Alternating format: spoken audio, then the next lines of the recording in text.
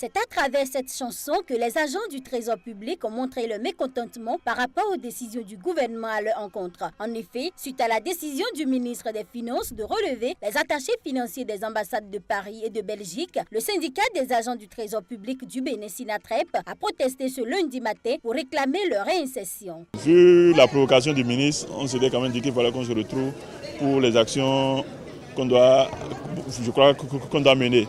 Puisque si le Trésor doit être bien, si le ministère des Finances doit être bien, ça dépend de la responsabilité du ministre des Finances. Mais ce matin, avec les échanges qu'on a eus, je crois qu'au contraire, le ministre nous a encouragé davantage à poursuivre le mouvement. Ces travailleurs du Trésor public exigent également le respect des procédures en matière d'exécution des dépenses publiques. Mais ils ne pensent pas simplement s'arrêter à des dénonciations. Demain matin, il y aura un sitting. Demain soir, une assemblée générale quand même pour faire le point de la journée de demain. Et à partir du mercredi, il y a une grève de 48 heures, 116 minimum sur toute l'étendue du territoire concernant les services du Trésor.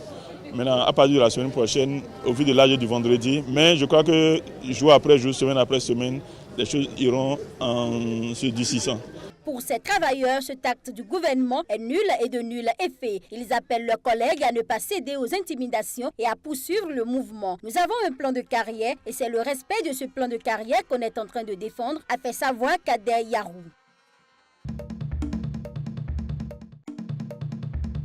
Le président nigérien Muhammadu Buhari est arrivé dimanche à Abuja après un séjour de 2 semaines à Londres pour être soigné d'une otite. « Je vais bien, vous avez pu m'observer pendant que j'inspectais la garde d'honneur », a déclaré Buhari à la presse peu après sa descente d'avion. Son porte-parole Femi Adesina a ensuite précisé que le président recommencera à travailler pleinement lundi. Le président devait consulter à Londres un spécialiste ORL à titre purement préventif selon la présidence. Le président Buhari avait annulé 3 visites importantes les semaines précédant son déplacement à Londres. Une à Lagos, la capitale économique, une dans le delta du Niger, région pétrolifère du pays et théâtre depuis le début de l'année d'une série d'attaques de rebelles indépendantistes, et il ne s'est pas rendu au sommet de la CEDEAO. Âgé de 73 ans, Buhari avait quitté le Nigeria le 6 juin à la suite d'une otite persistante selon la présidence. Son retour initialement prévu jeudi avait été repoussé, engendrant des rumeurs sur une dégradation de son état de santé. La présidence nigériane a toujours été réticente à communiquer sur les maladies des chefs d'État et ce séjour prolongé a inquiété la population dans une période difficile pour le pays tant sur le plan économique que sécuritaire.